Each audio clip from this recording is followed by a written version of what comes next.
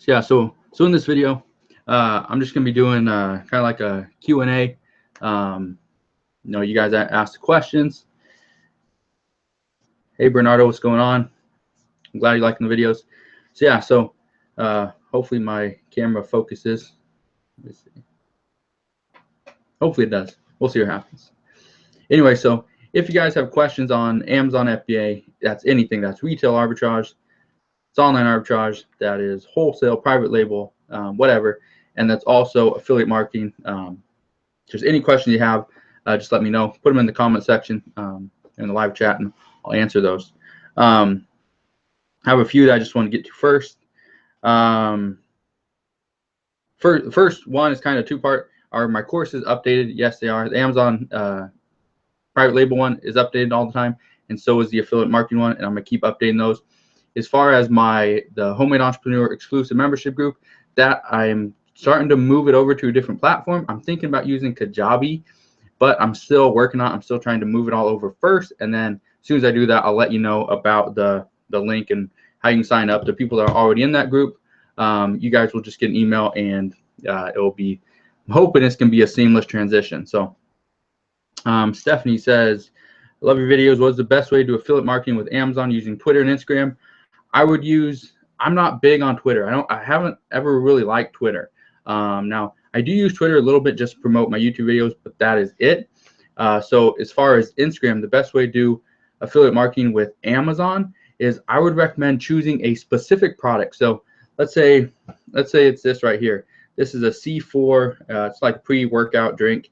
So let's say I'm gonna promote this. What I would do is I'd go on Instagram and I'd create pretty much an Instagram page based around the fitness and working out, that niche. And then this would be my go-to product. So probably once a day I would do a post. I'd probably do anywhere between 5 and 8 posts a day. And one of the posts is going to be to promote this. And in the caption, I'll be like, to get this, link is in the bio. Go check it out. Love it. So that's what I'd recommend. But Instagram, I'd use that before I'd use Twitter. Todd Helm says, would you quickly explain what private label and arbitrage is? I don't know what they are. So private label is pretty much where you take a generic product. So right here, I have this calculator. This was made by Office Depot. Okay, I don't know if you can see it. Kind of see it up here. It says Office Depot. Anyway, this calculator was made by Office Depot. Chances are this was just a generic product that Office Depot got from China. They had it made, let's see, made in China. Yeah, made in China. So they would have had it made, and they would have slapped their Office Depot logo on top of it. That is simply private label. You're taking a generic product, slapping your label on top of it, and you're going to sell it. Okay, that's private label. What is arbitrage? Arbitrage, it can be two different things. Retail arbitrage is where you go into a retail store and you buy a product from them retail. You're paying retail price for it, okay, and then you turn around and resell it. Online arbitrage is where you buy it from an online store. You're paying retail for it, and then you turn around and sell it. However you want to do it, whether you sell it online, sell it locally. That is simply the definition of arbitrage. Hopefully that helps. John, what's going on? Hopefully we'll get a talk soon. I haven't checked my email if you sent me one back, but I'll look. Can you sell from Spain, send inventory to a U.S. location?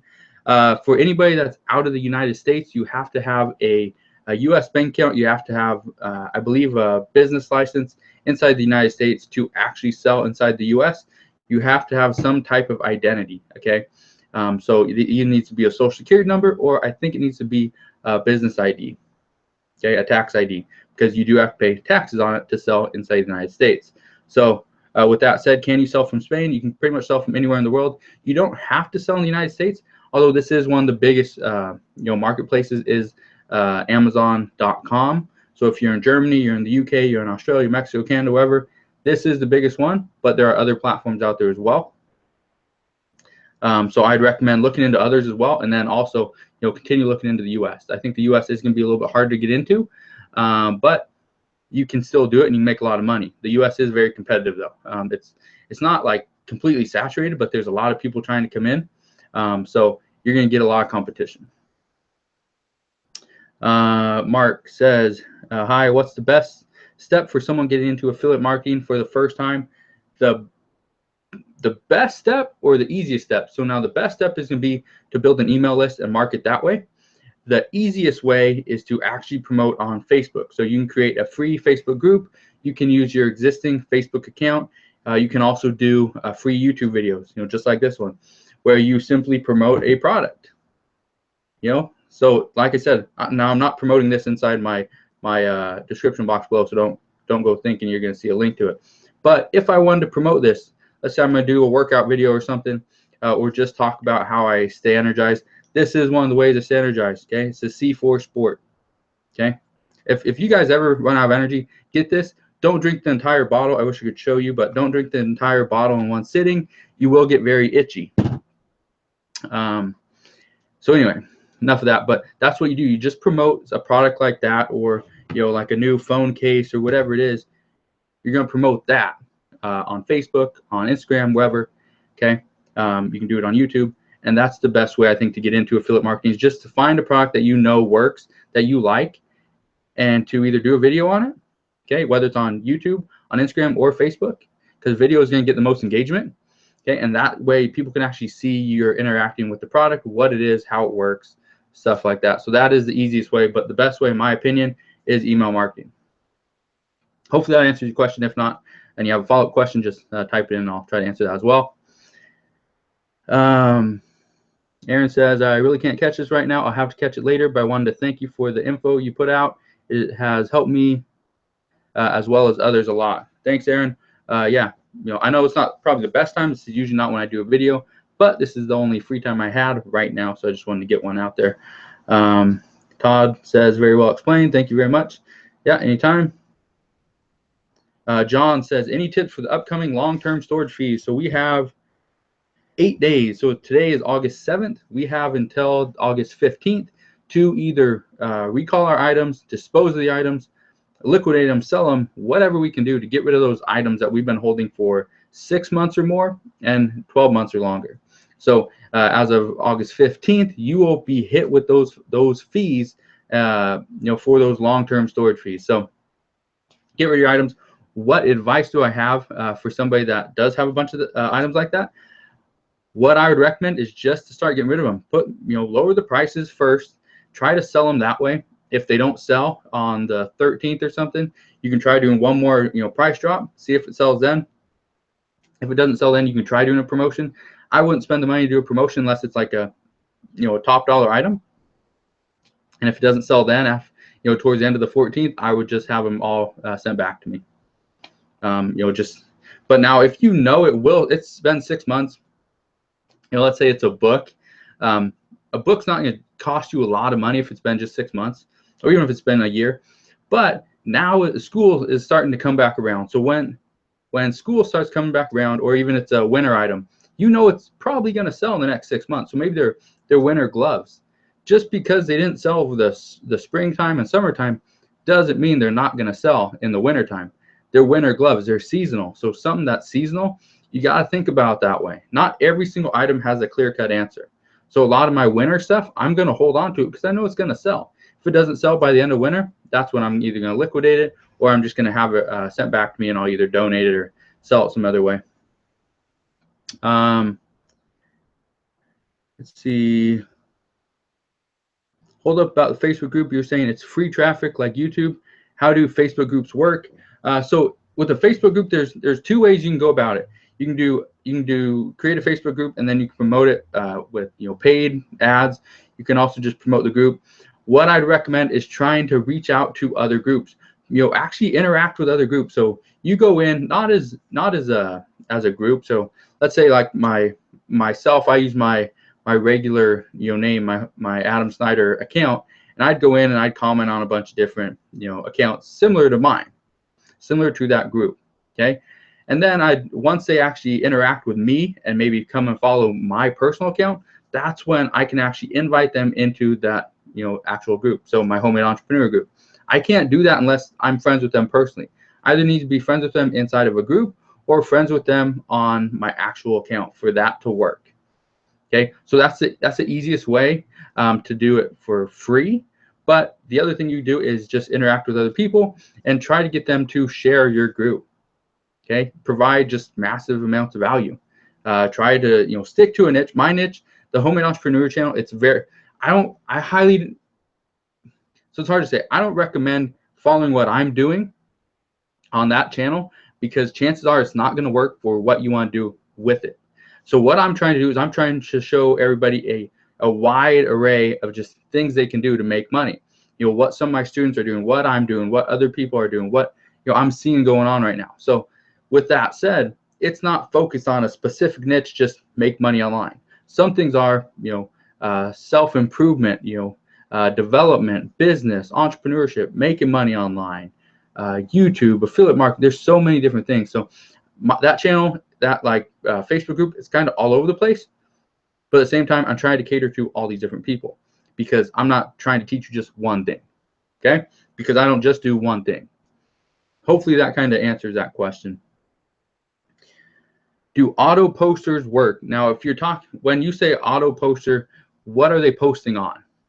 So for those that don't know, and I'm pretty sure this is what you're referring to, but an auto poster is something that is automatically posting on either a Facebook page, a YouTube channel, could be on something such as a website, as a blog. There's a lot of different things that an auto poster can do. Ninja Blaster. I've never heard of Ninja Blaster, for one. So you can kind of elaborate on what that is. But so auto posters, I get a lot of people that post on my YouTube channel, just kind of random spammy things, usually with an affiliate link, and usually they just get blocked. Anything that has almost everything that has a www or .com in front or behind it is almost going to get blocked 100% of the time. It's a group poster. Yeah, so I don't use any of those, but you try it out, I guess. But again, I'm not really sure what Ninja Blaster is, or what their success is. Have you had any success with ranking small sites recently, or are you finding that much larger authority sites are required now? Superfly dude, that's actually a great question. I'm still having a lot of success with very small sites, but when I say small sites, I'm not talking about, because back in 2012, I could rank a one-page site, and I could get that one page ranked for maybe 10, 15 different keywords, and I could get that ranked fairly quickly. And the article would only need to be 500, 800 words. Now for a one-page site, that site is probably closer to 4,000 to 5,000 words. Okay, 4,000 to 5,000 words, all broken up. It almost looks like a whole guide. So technically that's like an authority page, not an authority site, but it's not technically a small site, because if you were to break it down into individual articles, I'd probably have 6 different articles on there, but they're all lumped into one. So it's making that individual page rank for a lot of different things, and then I don't have to build a lot of different links going to different pages, because it's just a one-page site. So with that said, I think authority sites are easier to rank, but they take a little bit more time to actually build. And then obviously there's a lot of moving parts with an authority site. So, or not technically a lot of moving parts, but there's a lot more. So, I'd mix it up. I'd have one authority site, and then I'd try to do a bunch of smaller sites, and all pointing to that site, to that main site. But that's just me. And then figure out which one's working better, and just put 100% of your effort into that. Because really, just because I find success with authority sites doesn't mean you're going to find success with an authority site as well. Maybe it's just going to be a small one-page site. Maybe it's going to be a 5-page site, whatever it is. So yeah, just trying different things. If your niche is more specific, does that mean you earn more or less? If your niche is more specific, it doesn't necessarily translate to more or less sales. What it does is it increases your conversion rate. So for example, if I had a niche, or if I had a group that was specifically talking about working out, and I was promoting this C4, the amount of people that will click on that to go buy it is going to be higher than if I'm talking about making money online, but then I put out I put out a post on a book that I was reading, the 10X Rule by Grant Cardone. So something like that, I put that out because I read that book I think I'm on maybe 7, 8 times right now. And I continue to learn different things by reading that same book. So when I posted that, I think a few people went out and got the book or clicked on a link or whatever, no big deal. But if the group was, solely on, books, self-help, self-development, stuff like that, the conversion rate for people that would click on that link and maybe buy it is going to be higher than if it's on or if it's on just, that broad topic of making money online, self-development, self-help, entrepreneurship, all that stuff. So hopefully that kind of, helps with what you're asking there.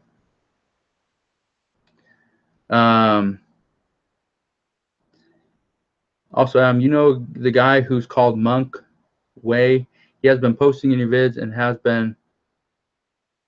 and he has been traffic like that. Yeah, so and I've seen his stuff and I've commented on his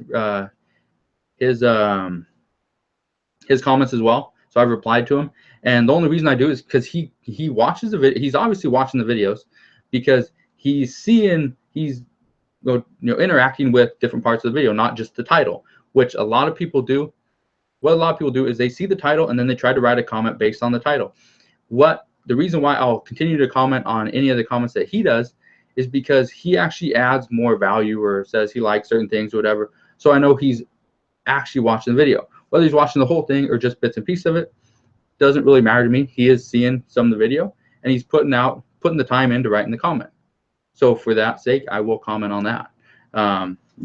It's not like it doesn't seem like he's trying to spam the comments with his, but that is one way. You can just go interact, provide a little bit of value in the comment section, and people will see it. They'll go click on it, and maybe they'll like that page.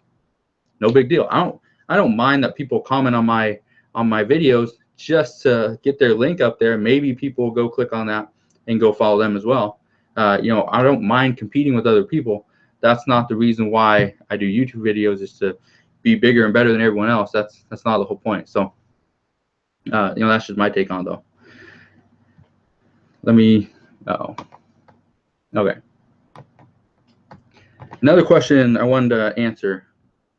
Got a little bit off topic there, off track. Where's it?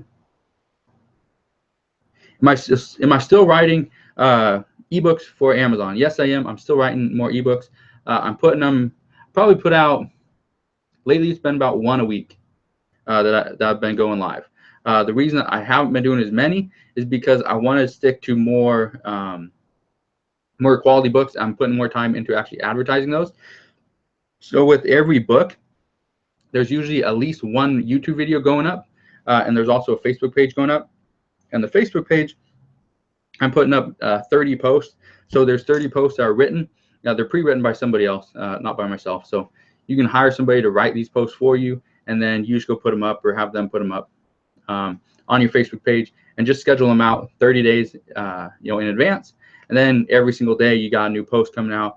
It's probably going to link to the page, to the Amazon page that's actually selling your book. You can do reviews. You can do just a bunch of different things, maybe a video. There's so many things you can do with the book, but that's what I've been doing. That's what I've been seeing a lot of success with. So it's been working. You can also pay and promote that Facebook group, which usually I get it's probably like 2 cents a like for the Facebook group. But the 2 cents a like, it is translating to sales. That's why I continue to do it. So yeah, just try it out with. If you guys are continuing to write books and you're seeing success with it, or seeing a little bit of success, it could be just the way you're promoting that book, because Amazon is not doing a lot of stuff, above and beyond to promote ebooks anymore. They used to, and I was seeing a lot of success with it, and then my income slowly dropped and dropped and dropped. Then until I started promoting, that's when I started seeing the increase. By the way, I heard you do coaching or consulting or something like that. How much do you charge and stuff? I charge $99 an hour. I know a lot of people charge more. Some people charge a little bit less. I think $99 an hour is perfectly fine. And because now if I was charging like, $199 or $399, $499, whatever, I feel like I'd have to provide just so much value to whoever's paying me for that hour. And I think personally, I already talk fast enough. Some people don't think I talk too fast. But if someone's paying me $500 an hour, I better give them $500 worth of information and just advice because honestly, I'd feel like I was ripping you off if I was charging you, you know, $499 an hour or whatever. So yeah, $99 an hour. A lot of times we'll go over because I'm still trying to answer the question that you asked me.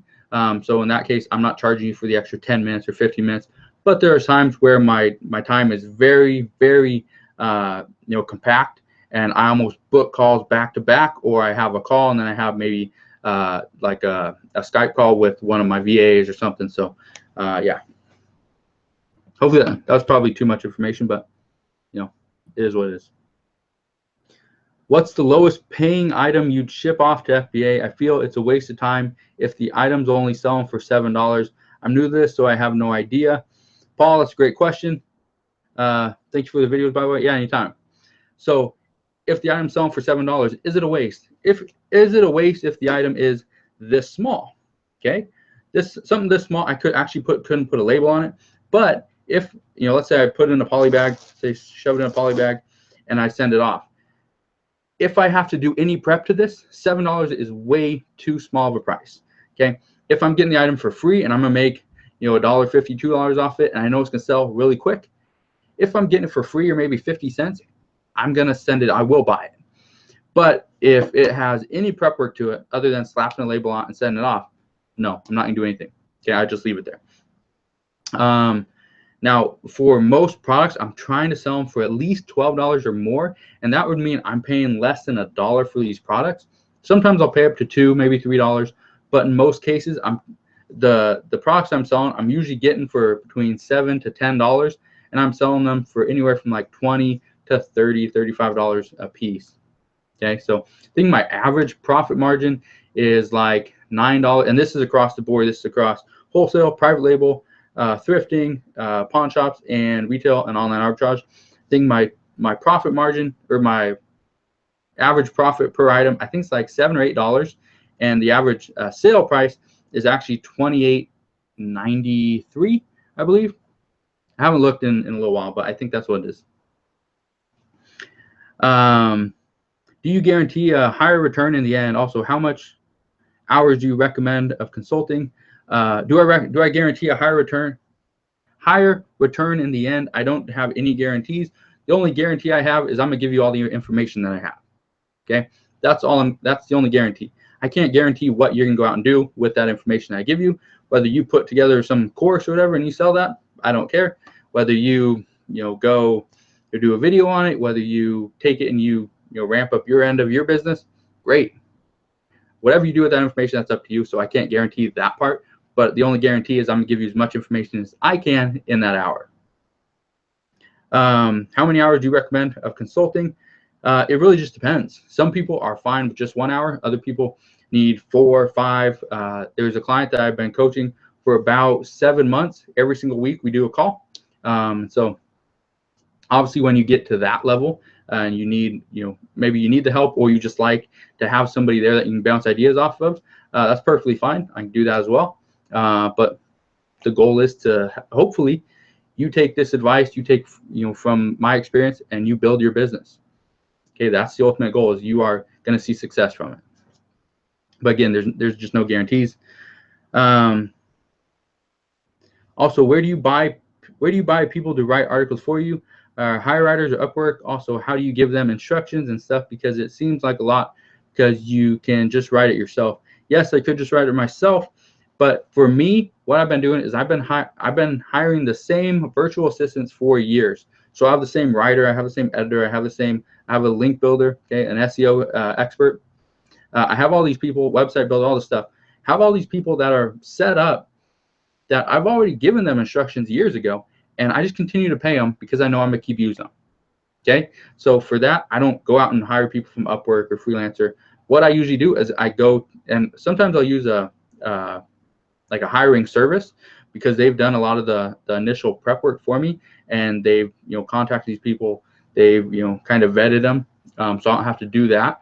But usually what I do is I just go right to Craigslist and find people that are looking for work, people that are maybe down on their luck or trying to look for another job. I'll give them the work because I know they are motivated. They already went and did an ad on Craigslist. Okay, they've been looking for work, so they're not sitting back just waiting for somebody to come to them. Some people on Upwork, that's what I find is they just put up their listings, put up their services, and they just hope people come and find them. What they do in the meantime, whether they're finding a different job or whatever, I have no clue. So I want somebody that's continue to work for me and is going to stay loyal to me and my business. Let's see. Do you have to disclose on social media like a Twitter post every time that your link is an affiliate link? Amazon says you are supposed to say that's an affiliate link. I don't. Now, like I said, I don't do it on Twitter and I don't do it with Instagram. I don't post that it's an affiliate link. I just think it would be more common sense. But a lot of my stuff that I'm promoting is going to be either a ClickBank, it's going to be like a course or something, or a product. It could be something on Max Bounty. Again, with Max Bounty with ClickBank, I don't say that's an affiliate link. I just think I just put the link out there. Okay, honestly, I don't put it in quotes, affiliate link. Here are my videos. I'm not going to say this is an affiliate link. Sometimes I will, but in most cases I don't. Just because when people see in brackets it says affiliate link, they're thinking like, oh, well, what's this affiliate link? It's going to cost me more money, when really it doesn't. Now, that's not everybody, but a lot of people do. Okay, because again, not everybody knows what affiliate marketing is, and so I just don't like to put more stuff out there that's going to raise more questions than anything else. Are we allowed to order from our own links on Amazon? No, that will get your account shut down very quickly. Do not order from your own links on Amazon. Amazon has said that multiple times. Most affiliate networks do not want you to go through your own affiliate link. So whether it's Max Bounty, whether it's Commission Junction, wherever, especially when it's a CPA, that simply stands for cost per action. So let's say somebody's going to go sign up and get this free bottle of C4. All they got to do is put in their name and email address. The problem with that is if you do that on every single product that is free, just all you got to do is put in your email address. Pretty much anybody can do that, and they're going to make probably a couple $100 right off the bat. And you're never going to buy it. You're never going to get this stuff. You really don't care. You just want the money. So no, with ClickBank, some people will allow you to buy through your own affiliate link. Others, strictly forbid it. So I just look at that. But in most cases, I just wouldn't buy through my affiliate link anyway, just because you don't want to get into that. What if you read it somewhere that yes, you could buy through your affiliate link, you're going to make 50% of your money back. Great. But if you get your account shut down, you can't do anything with it, then you're kind of screwed. So I just wouldn't do anything like that. Again, it's not going to save you a lot of money. What's the success rate of your clients like? Do most of them actually follow your advice and make money, or? So it depends. So in my courses, let me explain it this way. When I was selling, and I still do, I sell my retail arbitrage and online arbitrage course for $67. The amount of people that buy that course, okay, and never actually go through with it is very high because it's $67. Now, when I bumped up my price to $399 for the affiliate marketing course and the Amazon FBA private label course, people are going through this course. Okay, I'm having people finish this course. There's probably 3-4 people finishing my course every single day, either one of those two. Okay, the reason why they're finishing the course is because they just paid $400 for this course. They better go through it. Okay, if they're not, maybe they're waiting. Maybe they're waiting until after vacation or for whatever, family to leave their house, whatever. It doesn't matter. But they buy it, they wait on it for a little bit. But most of them are going through it at a steady pace, learning all this stuff, going step by step, putting these actual steps into place, and seeing results from it. So yes, people are seeing results, but more people see results from the higher price courses than they do from the lower price courses. And the reason for that is because they have more invested. So exactly what is the success rate? I don't know the exact success rate, but I know there's enough people actually seeing results from it. Especially my Amazon private label course, there's been a lot of people going through that and figuring out exactly how to buy these products, how to find profitable products, and actually how to market these products. Some are free methods, some are paid methods. So really just depends. The more money you have, usually the more success you're gonna have early on, but it doesn't mean you're gonna be more successful over the span of your business. It just means early on you're probably gonna see more success. You're gonna pay a little bit of money, for that success, but it's gonna all happen faster. So again, the success rate, I don't know what it is, but I know a lot of people are having success.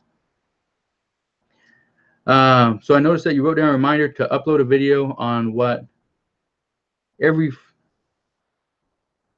let me read that. So I noticed that you wrote down a reminder to upload a video on what every feature of the Amazon Scan app and FBA Scan app tells you.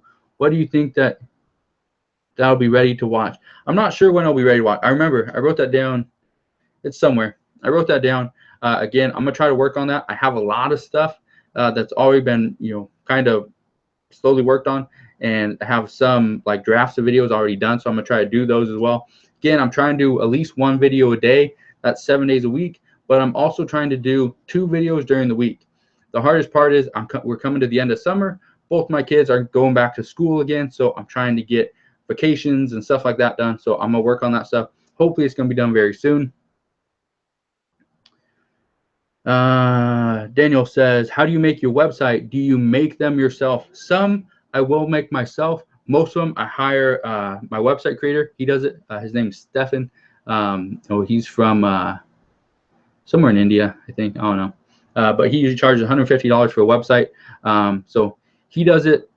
He does a fairly good job just getting them done. But again, it's one of those things that some websites I want more done than he can actually do, so then I'll go and pay other people to do it. But usually I'm paying at least $150 for him, and that's pretty basic website. Everything's set up, all the widgets, all the plugins, everything's done. Some content will be put on there, but usually I'm paying right around $500 to $700 per website, depending on how much stuff is there. If all my riders, everything. So yeah, the rate does go up and down just depending. For the success rate, so the success rate, he meant for the consultation part, not the courses. So the success rate, most people do come back. So most people don't just do one consultation a lot of times. And so not really consultation, but it's more of just your mentorship. But a lot of people will go do exactly what I tell them to do for like the next week or two, maybe month. Then they'll come back and want to do another call because they had success. Okay. Now, not everyone does, multiple calls, but a lot of people do. Some people just have certain questions they want answered. They want answered very fast. They don't want to go back and forth through email or through Facebook messages. Don't want to spend 20 or 40 hours watching a YouTube video. They just want the answer right now, and they're willing to pay, the $100 an hour to get that plus more. So the success rate on that, again, I don't know. Have you used Thrive themes to build sites before? And any thoughts on it? Yes, I have. I think I just built one. I think actually I had a website built for my mom using Thrive. I can't remember. I think I did though. And it's a great site. It's a great theme. I like themes that are very clean, have a lot of white, and that can easily, that it's not going to be something that only works on a computer or a tablet. It's also going to work on a phone.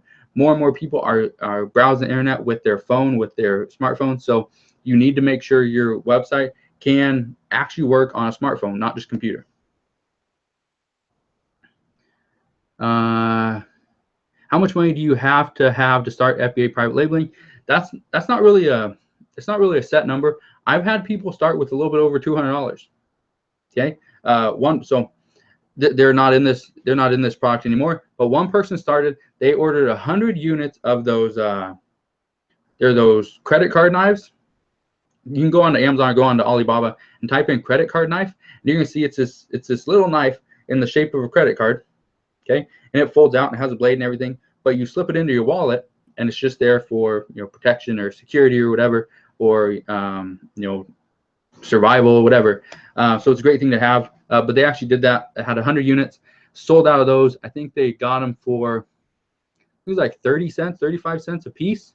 And they sold them for, I think it was like $14.99, $14 or $15.99. So I ended up making like $6-7 off each one.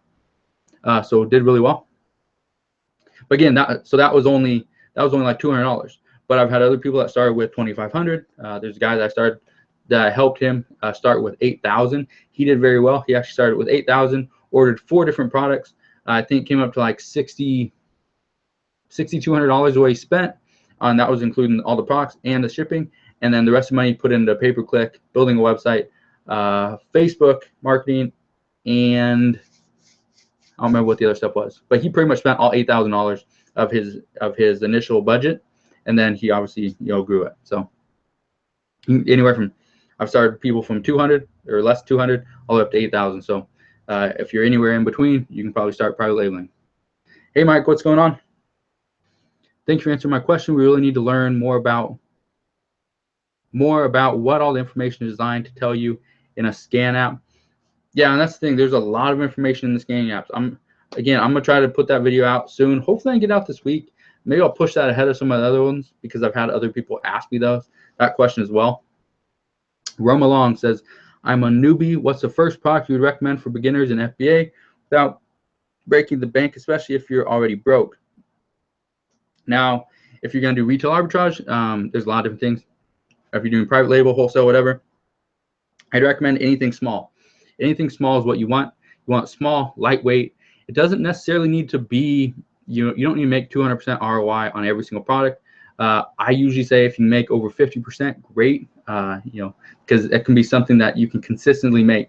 If you can make 200% ROI on a product and you're going to only be able to sell one of those and that's it, you can't find any more, that doesn't take you too far. So what's the first product I'd recommend? Anything is, as long as it's small and lightweight. Small, lightweight, and profitable. That's all you want. Now, trying to say what the first product is that you buy, I have no clue because I don't know what you can buy it for. How can I get unlocked in beauty and grocery? Find a wholesaler that will sell to you. Okay, for one, get an account with them. I think you need to buy 10 products or 100. I don't remember what it is. I think it's 10 products of each individual product. 10 units of every individual product. I think you need to buy like 5 of them, or maybe it's 10 or something like that. Buy those, have them all on the same invoice. I think you need 3 different invoices just like that.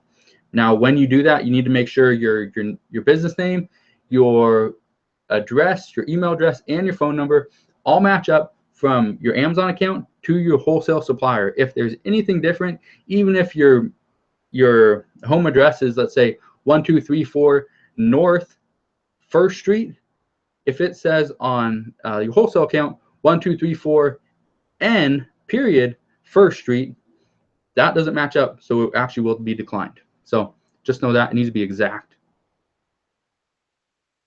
Which sourcing avenue is your favorite? Garage sales, thrift stores, swap shops. So my favorite one is actually pawn shops because I can practice negotiating, and a lot of times I come out with a great deal. Now, as far as the most profitable one, it's going to be private label and wholesale. Private label takes a lot of time because you got to build that brand. I like to build email lists as well to sell my products and get reviews that way. Wholesale, you got to build that kind of connection with that company. With private label, with pawn shops, you can just walk in, find products, and I can start negotiating.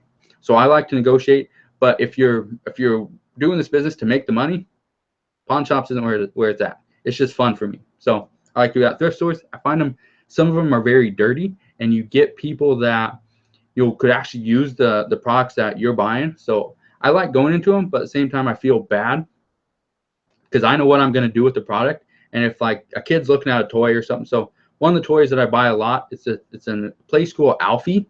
They're these white little robot looking things. A lot of times I will walk in and I'll see them, and kids might be playing with them.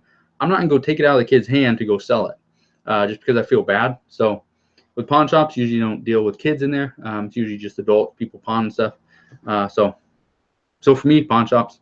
But like I said, most profitable is gonna be wholesale and private label. How do you maintain sales flow? I look to diversify my business across multiple different sourcing methods. That's private label, wholesale, do the pawn shops, obviously, thrift stores, retail arbitrage, online arbitrage, and books, obviously. But I try to really diversify my business that way. Diversify across multiple categories. Diversify with multiple products, different price points. So like I said, I'll sell things $9. I like to be above 12, but I also sell things 100 plus and anywhere in between. So diversification is my key. And then I like to sell grocery products. Amazon's getting big into grocery. They're big into health and personal care and beauty as well. I did really well with automotive a few months back. In the wintertime, I do very well with sports and toys, obviously, clothing. Again, diversification. How do you get reviews for your product? There are many ways. Like I said, I like to do email marketing. So I'll do email marketing. I'll build my email list before I actually have my hands on the entire product order. Let's say I order 500 units. Before I get those 500 units, if I just have that one product, that one sample, I will start trying to get reviews. Okay, I will. So let's say it's on, it's a new hammer or something. I'm gonna go and create a course or create like a free guide on, you know, maybe 50 tricks that 50, you know, how-to tricks on how to use a hammer differently or whatever. And people will go and actually, you know, download this course, download this guide, get it for free. And now I have their email list, so I can just promote back to them that once that hammer does become available, give them maybe a discount link. If they get in the next 48 hours, you can get that, you know, 25% off. Here's the link or the discount code for that. Yeah, there's so many different ways, but that's usually what I do. And I've also been using Jump Send lately. That's been doing very well.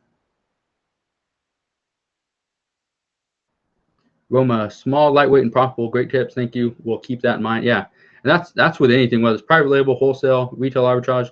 Small, lightweight, and profitable is what you want. I heard of Bing just now. Did that signal that you just made 5,000? Was it monstrous? What is that? Nope. That was actually my trying to get my AdWords account reapproved, because when you say you're going to make, you can make $1,000, you can make $10,000, and I talked about, you know, different ways to make money. That was one of the things, is you have to put a disclaimer, and on a lot of my videos I don't have a disclaimer. So if you see in the description box below there's a disclaimer, that is the reason why. Because I not only I want my AdWords account approved, because it was just recently not suspended, but I can't run ads here on YouTube for some of my videos, which I want to start doing again. I haven't been able to do it in a little while. So yeah, so not $5,000, but I think it just got approved. And if that did get approved, then that's pretty much $5,000 email. How often should I be adjusting prices for FBA product? It depends on how you get them. If they are wholesale, if they are retail arbitrage, online arbitrage, the thrift items, I'd recommend you are adjusting maybe every hour, every 15 minutes. Do an audit, have an automatic repricer. I like Be Cool. Be Cool works really well. App Eagle used to be like the big one, the top dog, but Be Cool has kind of overtaken them, and App Eagle hasn't really done a whole lot of updates to make themselves that much better for the price they're charging. So again, I like Be Cool, but you can use whatever you want. So yeah, so I'd be adjusting your price all the time. With private label, I don't adjust my price very often. Every once in a while, I will adjust my price either up or down. Sometimes I'll adjust it up, and then I'll create a discount code, and that's how it's actually fluctuating the price, making it look like, okay, they're getting a great deal on the product, when really I'm selling it for the same thing. I just inflated the price. That's something that it's kind of a little, I don't know, it's kind of something I don't like to do, but I've talked to a lot of people that sell on Amazon. I've talked to a lot of retail stores, like managers, and that's something everybody does. Amazon did it as well for Prime Day. So it's just one of those things. I don't like doing it just because I don't like the way it looks, and it just, I'm not trying to, take more money from people, but I'm trying to make it look like they're getting a better discount. So hopefully that makes sense. Could you show us what your private label logo looks like? I'm curious what a successful logo looks like. No, I'm not going to do that, because my private label logo it's pretty much just the script of my business name.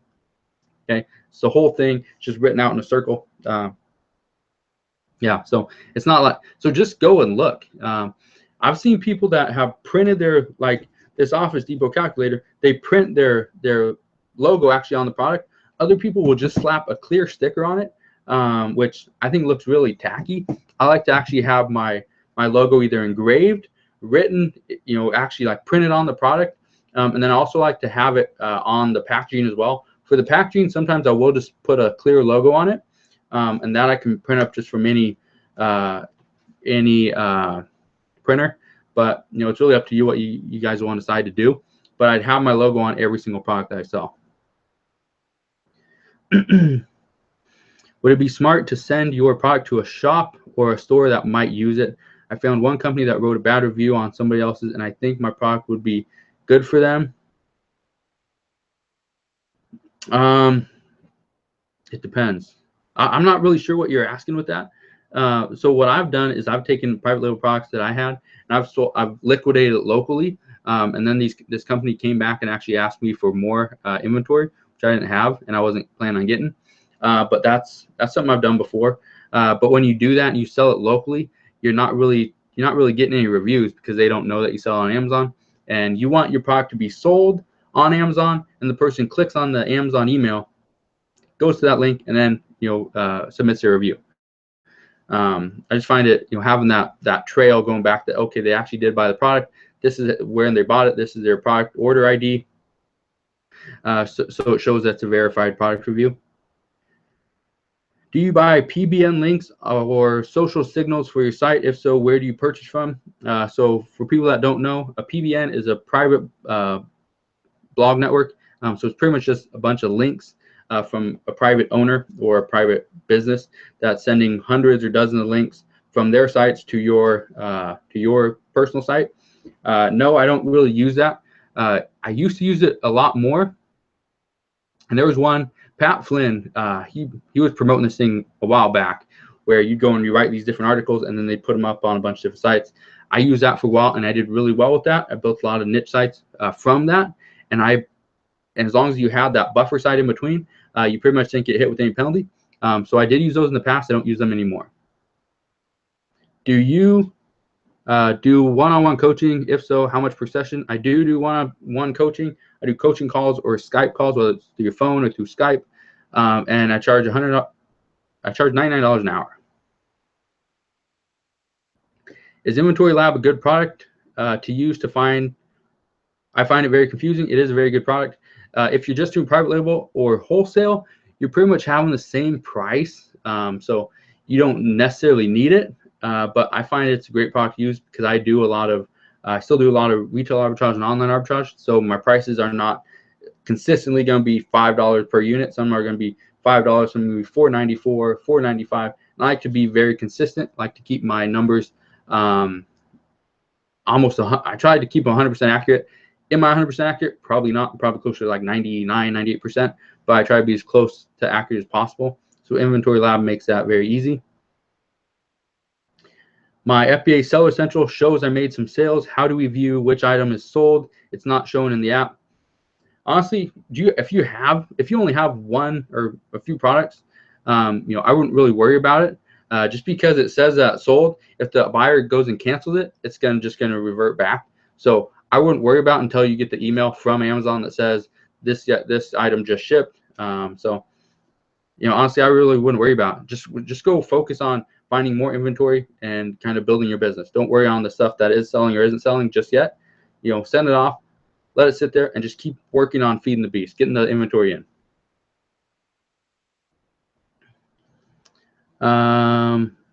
Last question: can you run a PPC campaign without reviews? Yes, you can. Do I find it to be very successful? No, I don't. People like that social proof that the product is selling, that the product is worth their money. Whether it's, I just bought this new phone case because my other one broke. It's a credit card case, and the other one I had like magnets on it. It ended up breaking. I gave it a good review. It was a great product. Used it for about 2 months, and I'm always pulling out my credit card or my debit card for whatever. But I ended up buying this new case because the reviews on that one were great. I think it had like 1,200 reviews, but it was a sponsored product. Okay, so if it was sponsored and it didn't have reviews, I probably wouldn't have bought it. I would have paid more money for something that did have reviews, and even if it was further down the page or page 2, page 3 for my search term, than something that had no reviews. That's just my take on. That's how I look at things. So I look at me as maybe an average consumer. So if I'm not going to buy it, why would I think somebody else is going to buy it if they don't have that social proof that this product is quality?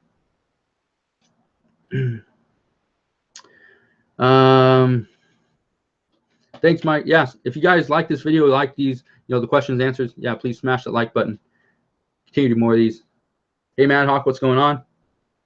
Do you think you might ever be in the Truckee, California, Nevada County region, North California anytime soon? Also, do you print out your own UPC labels, and do you have Amazon FBA do it at 20 cents a pop? If I'm doing retail arbitrage and I'm at a hotel, usually all I'm going to do is I'm going to pack up all my stuff. I'm going to put it in boxes. I'm going to send them off to Amazon, and I'm going to pay Amazon the 20 cents per unit to have them print out a label. just because I don't want to do it. I just don't feel like doing it. I just want to get the inventory in now. But most times I'm printing out my own label. Am I going to be in the Truckee, California area? No, I'm not. This weekend, I'm going somewhere, and then next weekend, where am I going? I think I'll be in Las Vegas towards the end of this month. And I think I leave right before the Mayweather and I leave like the day or 2 days before the Mayweather and McGregor fight.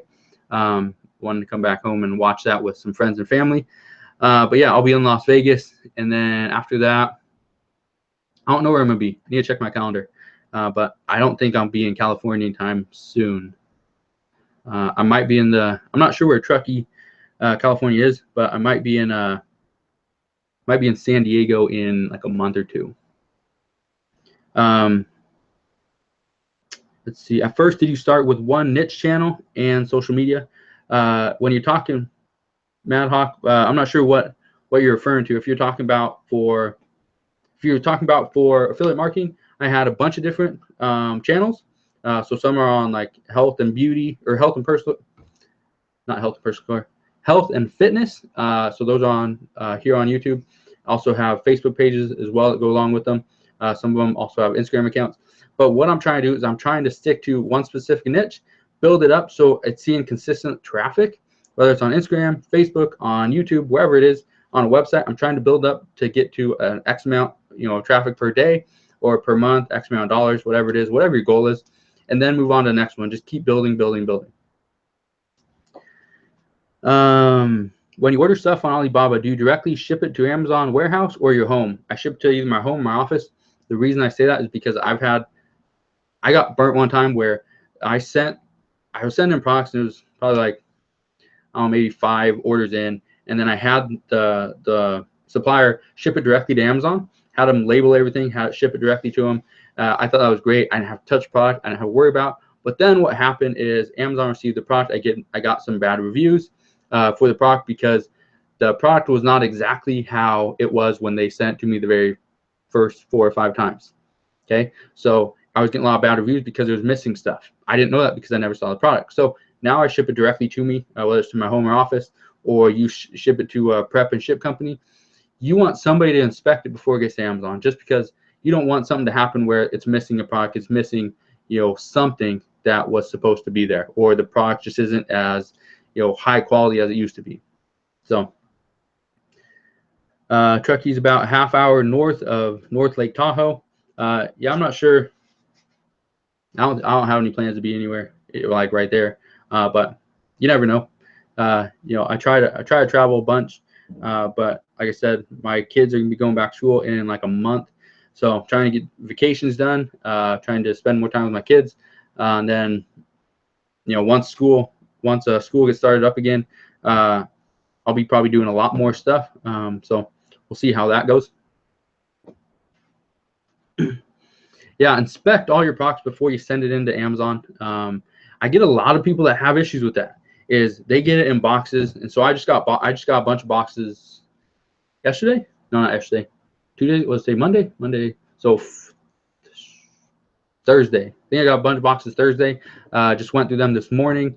Some of the stuff was missing. Some of the packages I got, because like I said in my video yesterday, that I do a lot of bundles. So what I'll do is I'll take 2 different products, I'll put them together, 2 or 3 different products, put them together, and then I'll have a unique bundle, and I'll create a listing, send that into Amazon. What I found out was missing was I couldn't fulfill my 500 units and send those off to Amazon because I only got 460 something of one, and I got like 500 and I don't know, 10, 11 units of the other one. Yes, I do count these and if you're ordering a bunch of units, you either need to count them yourself or have somebody else count them for you, because there's a lot of times where I've ordered 500 or 1,000 units of something, and I only get 494, or I only get 901 items. The problem with that is if you pay for the 1,000 or you pay for the 500 and you're getting less than what you paid for, you're losing money right out the gate. So don't do that. And then also inspect your product to make sure it is the quality that you paid for. So if you guys have any questions, I think I'll be on here for like another 4 or 5 minutes. Gonna answer. Have another question over on Facebook. Am I going to create another course? Yes, I'm creating one. The next course that's actually coming out is going to be directed for YouTube, how to make money on YouTube. YouTube ads is a great way to make money, but you make very little. And my video I did Friday, I think, that published Friday, that video I showed how I was making over $1,000 from this channel in the last month or so. But what you need to understand is I have multiple YouTube channels. The ad revenue is the smallest amount that I get on any of these channels. Okay, affiliate marketing is where I'm making the bulk of my money, or I'm making money with courses, and it's not all how to make money online, do and all that. Some of it's very basic stuff, some tips on gardening, things like that. Some of these courses I'm only selling for somewhere between maybe $7 and the next highest one's like $29, $30. So it's not like it's crazy expensive. But again, it's learning how to garden or different cooking recipes or different things like that. But I'm actually going to show how to make money on YouTube, what you can do. If you do not want to show your face, how do you make money? How do I make those videos? What do I use? The software, the tools, how you can outsource everything. Yeah, so that's the next course that will be coming out. And I think that one's going to be coming out at the end of this month, end of August. Right now I'm finishing up the kind of beta version of it. And I have 2 people online that are going to be doing it. So I'm going to be giving them the entire course. They're going to be going through it. And then at the end of the month, I'm going to reshoot all the videos, update any of the information, and then I will actually release to you guys. Have I purchased any new Amazon private label products? Yes, I have. I actually have one that I should be receiving any day now, probably the next maybe 2 or 3 days. I actually ordered it Monday, last Monday. So it should be coming any day now. Actually, I didn't order it. Ordered it a couple weeks ago. I paid for it. I fully paid for it after I saw the picture of the items with my logos on, everything, and I did a video, did a Skype call. They showed me the actual product, where my logo was, everything like that. So it was all packaged up, ready to go. It was being shipped out last Monday. So this week is hopefully when I'll be getting it. Yeah, thanks for all the questions, guys. That's part of the whole reason why I do the live chats, is because I get more questions, get to help you guys, answer these questions for you live instead of doing comments. Let's see. Let me look another one. What am I using for my email list? What I'm using, my autoresponder, is ConvertKit. The link might be in the description box below, so if it is, go check it out. But again, ConvertKit, I think you get like free month or something. If you sign up in in August, I think you get like a free month of using it, so you can try that. I'm gonna be doing more videos on email marketing, so if you guys are interested in email marketing, make sure you watch a lot of my videos. Make sure you hit that subscribe button and then click on that little bell so that you're notified of any of my new videos. I know a lot of people miss a bunch of my videos, especially when I'm putting out one a day, and it's simply because YouTube doesn't notify every single subscriber. So yeah, if you guys want to know what the videos are, when they're coming out, exactly when they're coming out, make sure you click that little bell thing. Daniel, yeah, no problem. I like to help you guys out.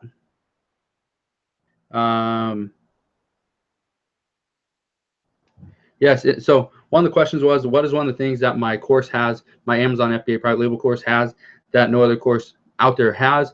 Now that's hard to say because I've never taken any courses. I know there's a lot of people that have different courses on private label and wholesale and retail arbitrage and all that stuff. That's great. If you want to know this business, go buy a course. It doesn't have to be mine. Just go find a course or find somebody that's going to teach you exactly how they built their business. But what does mine have? What mine has is I teach you how to outsource. That is the biggest thing with my business, is I don't do all the work myself. I couldn't do all the work myself. If I did, I would never sleep. I'd probably never do a live video. I'd probably never even do a video because there'd be no way to do it. I wouldn't have the time. So I outsource. Like I said before, probably about 95% of my business, and I run about 5% of it. So I get everything set up in the beginning, and then I will come back and I kind of maintain the business after it's all set up. Let's see. Do I invest in other people's businesses? No, I don't. Do I want to be like an angel investor? At some point, I probably will. I'll start investing in apps and technology and businesses and all that stuff. But the first thing I want to do is I want to get my online business perfectly set up exactly how I want it, where I am satisfied with it, and I don't want to grow it any bigger. As far as in different directions, right now I'm building it like wide, and then at that point I'm going to scale everything up. Until that happens, I'm not going to be doing any angel investing. Just keep doing what I'm doing, put my money back into my own business, because I obviously believe 100% in my business, what I'm doing. When you're an angel investor, you have to really dig in and figure out all the information about the owner, the CEO, the founder, whoever, and go that route. And I don't feel like doing that right now. Yes, I'm still creating. Am I creating a bunch of new Instagram accounts? Yes, I'm still creating Instagram accounts. I've been seeing a lot more success with Instagram. I haven't been posting as much on my own personal homemade entrepreneur Instagram account, and I need to. I know a lot of you guys say that all the time, that I need to start doing that more, and I will. But again, that's not the whole reason why I do Instagram. That's not the whole reason why I do this stuff here. But yeah, I'm gonna try at least do one a day. Maybe I'll start that tomorrow. Can you hire somebody to source for you, and from where? Yes, you can. You can hire people to source for you. I have virtual assistants that actually do all my online arbitrage sourcing. So they source the products, they send me the links, and I will kind of scour through the links and see which products I like, based on all the information I get, the profit, the ROI, all that stuff, the ranking, and I'll pick and choose what I want to buy. You can also hire people that go out there and scan for you. They'll scan different products, they'll buy it, you pay them for that product, and you pay them maybe a percentage of the profit the potential profit that you're gonna make. So you can do that as well. I've also used virtual assistants to go out and they find the wholesale suppliers, they find all this information. I just get an email with all the information. I go through it and pick which wholesalers I want to work with, which companies I like, which companies I don't like. Some of them will even send me a link to the exact page that I'm going to go fill out the application to, and also do private label as well. So if I want to get into a new niche, maybe I already found one product that I know I want to get, and I know it's going to be profitable. But like I said, I want to do a bundle. So then I'm going to have my virtual assistant, or one of them, go out and find a product that will be complementary to that one. So there's a lot of ways you can outsource every single task. It doesn't just mean Amazon FBA. It doesn't just mean private label. Doesn't mean affiliate marketing, anything like that. Every single task you do, whether you're a professional, you do online business, you work at Taco Bell or Walmart or whatever, you can outsource some aspect of your life. And I guarantee you, once you start implementing these strategies and you start putting this into place, you will see your life get better. I guarantee it, because you will free up more time. You'll have more time to do whatever you want to do. So get rid of all those tedious tasks that are not that important. Okay, outsource it and go do something else, which is more important, more fun, and actually fulfilling to you in your life. So I think I'm gonna stop the video right there. Again, make sure you smash that like button if you like this video, want more videos just like this.